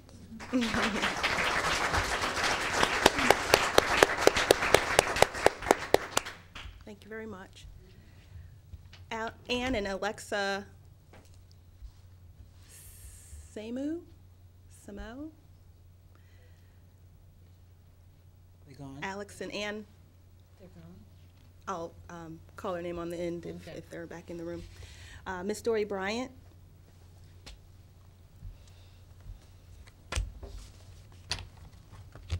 Good evening. My name is Dory Bryan. I live at 20150 Harbor Lane in Southfield. I am the Southfield Area Council PTA president, and I wanted to come here tonight to thank everyone for your support at the Founders Day event that we had at St. John's Armenian Banquet Hall on February 2nd on that snow day. We had 180 in attendance, and it was a very, very nice evening. I just hope I'm here to come to say thank you for attending and hope you guys had a great evening. And I hope you enjoyed your dinner, and I guess the most part, just thank you for your support with all our local PTAs. Thank you. Thank you.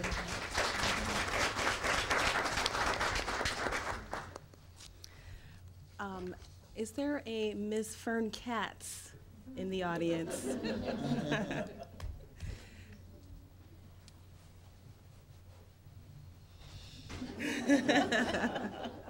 is that person?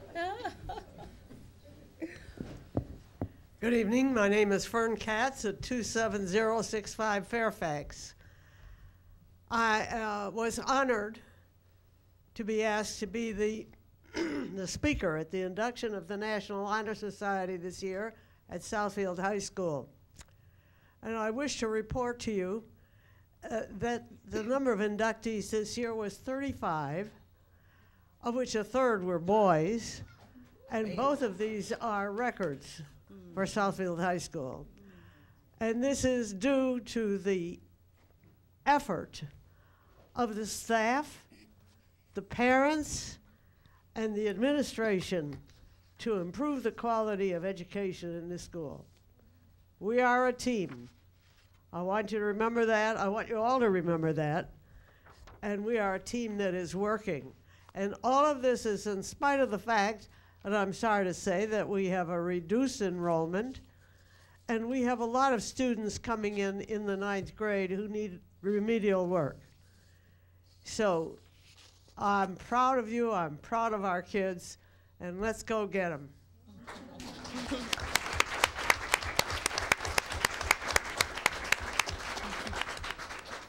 Thank you, Ms. Katz. And last call for Ann and Alexa. All right. That brings us to board matters. I'm gonna just start on the opposite end with Ms. Trustee Smith. All right. Bear with me. Good evening, trustees, administration, teachers, students, and community, and welcome to March. I am particularly excited about the month of March for 2 reasons: National Reading Month and National Women's History Month. However, before sharing my love for the two, I would like to take a moment to recap how I supported the district's strategic plan during the month of February. In keeping alignment with Strategic Goal 8, Leadership Development, on February 13th, I spent the day in Lansing for the new Board Member Institute, learning about legislation navigation and school finance.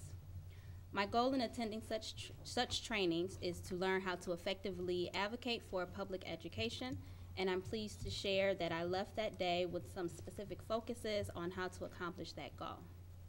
In addition, I took time during winter break to take an additional board training course toward maintaining the district's honor board status. Being the newest of the trustees, it's important that I share that I value the importance of keeping the Southfield Board of Education a highly regarded and recognized board. Now for the excitement of this month. In honor of Reading Month, I would like to take a moment to promote reading with and to our children. According to pbskids.org, reading is essential for a child's success. All too often, the barriers faced by the children with difficulty reading outweigh their desire to read, and without proper guidance, they never overcome them. When a child's reading disability is identified early, that child is more likely to learn strategies that will raise his or her reading to that grade level. So this makes it even more important to keep reading to our children even when they lack the desire and struggle with difficulty. And to put to action my advocacy, I'm leading the McIntyre PTO's Family Reading Night at my daughter's school on March 25th. The families will enjoy an evening of experiencing the books through family engaging activities. And I am particularly excited about that. Trustees and administration, you are very welcome, certainly welcome to attend.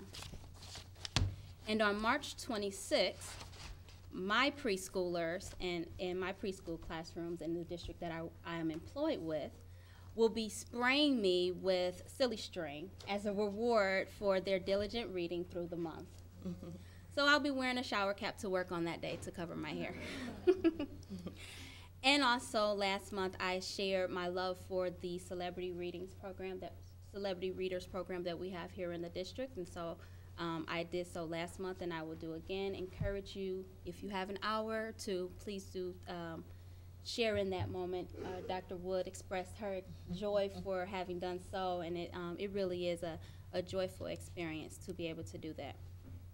And the information can be found on the website if you're interested in signing up, the district's website. So now for Women's History Month. Allow me to begin by stating, no offense to the men, but March is a wonderful month to be a woman as we celebrate Women's History Month. I tell people all of the time, I believe that we were made to be the heart of our society. We are leaders, caregivers, educators, mothers, sisters, friends, and so much more. The full history of this country could not be told if not for the contributions of women such as Maya Angelou, who used her gift of words and wisdom to heal and encourage self-love, and Daisy Bates, who fought for civil rights and used her love of journalism to help fight and end segregation in Little Rock, Arkansas, and so many others who impacted so many other areas of this nation on so many levels, which to me is the beauty of our contributions as women, because they are never ending and continue even to this day. For this reason, the National Congress of Black Women, Oakland County, and I'm wearing a pin in support of the organization, being a member of the organization, will be recognizing local leaders for their contribution to our community. And I'm pleased to share that this year, our very own Dr. Linda Wood will be recognized for her contributions to education and advocacy of children. Dr. Wood, along with other community leaders, will be recognized on Friday, March 4th at the Berg here in Southfield on Berg Road from 6 p.m. to 8 p.m. There is no cost, and all are welcome to attend. The 4th. Is it March 4th? That's past. March 20th. 20th. Did I say 4th? Yeah, you My did. apologies, March 20th. Congratulations, Dr. Wood. Thank you. And to all of the women who help keep our homes, community, and this country together, I salute you. And this concludes my remarks for this evening. Thank you. Thank you. Thank you. I have no comments tonight. Thank you. Thank you, trustee. I have a comment. I thank everyone for coming tonight. I just want you guys to know that as a board, I know, and I know this for a fact, that we are fervently looking into and working very hard with Durham to make sure we take care of the problems we have. We take your opinions and your comments and your concerns very seriously. We really do. So we're working on that. Thank you. Thank you. On May 5th, 2015, Michigan voters will be asked to approve a 1-cent sales tax increase to help fund schools and much-needed roads and repairs. The Michigan Association of School Board of Directors voted to support the ballot initiative and join the Safe Roads Yes Coalition. With the proposed increase in funding for our schools and at-risk programs, as well as funding for the adequacy support study to determine the cost of educating our children, the Michigan Association of School Board members feel strongly that all school boards should support Proposal 1. To that end, the Michigan Association of School Boards have developed a template resolution for us to consider adopting to show our support. In the absence of our president, I'd like to send a copy of that resolution to the board, and let's set up a study session to determine if we can support that initiative. Thank you. Thank you. No comments tonight. Mr. Robinson? Nothing?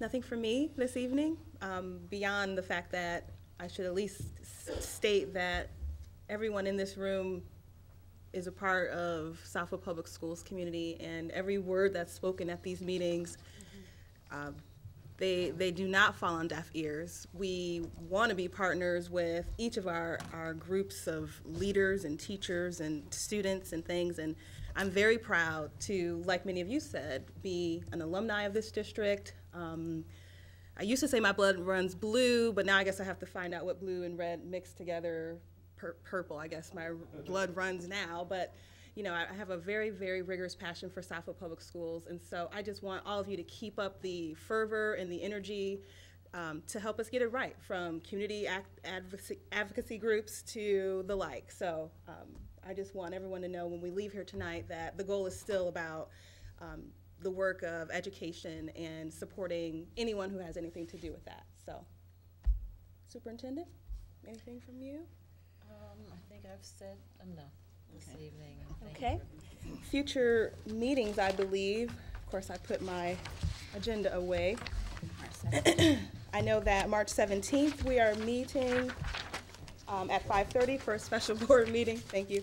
March 24th, 6 o'clock, student hearings. Charles Joyce Smith Lewis? No. Robinson. Charles Smith Joyce Robinson. And then April 14th at 7 o'clock is our regular board meeting.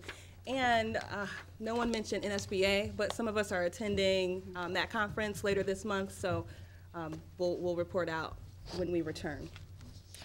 And I'll take a motion to adjourn. So moved. Support. Thank you. Any opposed? All right. Meeting adjourned.